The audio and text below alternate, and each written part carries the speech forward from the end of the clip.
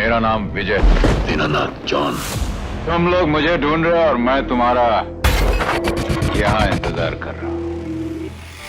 सोचिए, एक ऐसा सुपरस्टार जिसकी एक झलक पाने के लिए भीड़ उमड़ पड़ती थी, जिसके नाम पर फिल्में हिट हो जाती थीं, उसी शख्स के घर के बाहर एक दिन लेनदार लाइन लगाकर खड़े हों, बैंक उसके घर को जब्त कर ले और लोग कहें अब इसका दौर खत्म हो चुका है। दोस्तों, ये कहानी है सदी के महानायक अमिताभ बच्चन के उस दौर की जब वो सचमुच पूरी तरह टूट चुके थे, लेकिन हारे नहीं। 1970 और 80 के दशक में अमिताभ बच्चन सिर्फ एक अभिनेता नहीं थे, वो एक फेनोमिनन थे। एंग्री यंग मैन की इमेज, दमदार डायलॉग और स्क्रीन पर उनकी मौजूदगी ही फिल्म की हिट होने की गारंटी बन जाती थी। लेकिन जिंदगी हमेशा एक जैसी नहीं रहती। 90 के दशक की शुरुआत में अमिताभ बच्चन ने एक बड़ा सपना देखा। उन्होंने सोचा कि अब सिर्फ एक्टिंग नहीं बल्कि अपना बिजनेस एम्पायर भी खड़ा करना है, और इसी सोच के साथ उन्होंने Amitabh Bachchan corporation limited ABCL की शुरुआत की। इस कंपनी का उद्देश्य था फिल्म का प्रोडक्शन करना, इवेंट मैनेजमेंट, टैलेंट मैनेजमेंट और एंटरटेनमेंट से जुड़ा हर बड़ा काम। शुरुआत शानदार थी, लेकिन धीरे धीरे हालात बिगड़ने लगे। खराब मैनेजमेंट, गलत निवेश और कुछ बड़े प्रोजेक्ट के फेल हो जाने से कंपनी का भारी नुकसान होने लगा। 1996 में मिस वर्ल्ड इवेंट के आयोजन में भी ABCL को बहुत बड़ा घाटा उठाना पड़ा। नतीजा, कंपनी लगभग डूब गई और अमिताभ बच्चन पर करीब 90 करोड़ रुपए का कर्ज चढ़ गया। आज के समय में 90 करोड़ सुनना अलग बात है, लेकिन उस दौर में ये रकम किसी पहाड़ से कम नहीं थी। बैंकों ने उनकी संपत्तियों को अटैच कर लिया, उनका घर तक गिरवी रखने की नौबत आ गई। एक इंटरव्यू में अमिताभ बच्चन ने उस समय को याद करते हुए कहा था कि वो उनके जीवन का सबसे अपमानजनक दौर था। उन्होंने बताया कि रोज सुबह घर के बाहर लेनदार खड़े मिलते थे, कई बार बदतमीजी, गाली गलौज और बेइज्जती भी सहनी पड़ती थी। That low phase. Now, you've never really talked about how bad things were. I mean, everybody knows that there was a phase when ABCL got into difficulty, but that low phase with ABCL coincided with a low phase in your career as well, didn't it? Mm-hmm. How bad did it get?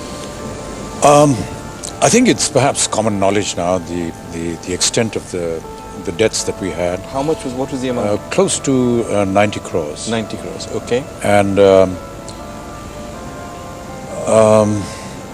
a lot of it was with government institutions like Prasar Bharati, Doordarshan. A lot of it with banks, financial institutions, personal loans. There were creditors on the door every day. Very embarrassing, very humiliating. Imagine कीजिए, जिस इंसान को कभी industry सिर आंखों पर बैठाती थी, उसी के बारे में लोग कहने लगे हों अब तो इसका करियर खत्म हो गया।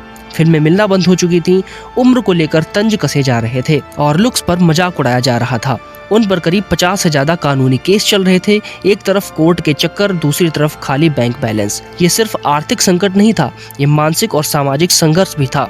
और जब हालात सबसे ज्यादा खराब थे, तब अमिताभ बच्चन ने हार मानने के बजाय एक फैसला लिया। उन्होंने खुद जाकर फिल्म मेकर यश चोपड़ा से काम मांगा। जी हाँ, सदी का महानायक काम मांगने गया और यश चोपड़ा ने उन्हें फिल्म मोहब्बतें ऑफर की।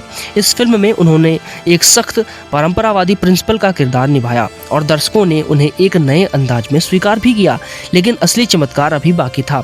साल 2000 टेलीविजन पर एक नया शो शुरू हुआ, कौन बनेगा करोड़पति। उस समय बड़े फिल्म स्टार का टीवी पर आना बहुत बड़ी बात मानी जाती थी। कई लोगों ने कहा ये तो करियर की गिरावट है, लेकिन अमिताभ बच्चन ने रिस्क लिया। उनकी आवाज, उनका अंदाज, उनका लॉक किया जाए देश के हर घर में गूंजने लगा। KBC सिर्फ एक शो नहीं था, वो अमिताभ बच्चन के वापसी का ऐलान भी था। धीरे धीरे उन्होंने अपना कर्ज चुकाया, फिर से फिल्मों की लाइन लग गई और फिर वो एक बार फिर से इंडस्ट्री के सबसे सम्मानित कलाकार बन गए।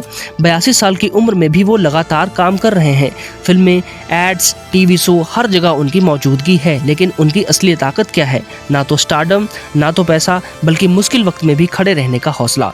जब वक्त खराब होता है तो लोग साथ छोड़ देते हैं, लेकिन अगर इंसान खुद का साथ ना छोड़े तो वक्त को बदलने में ज्यादा समय नहीं लगता। अमिताभ बच्चन की कहानी हमें यही सिखाती है, गिरना गलत नहीं है, गिरकर उठना ही असली महानता है।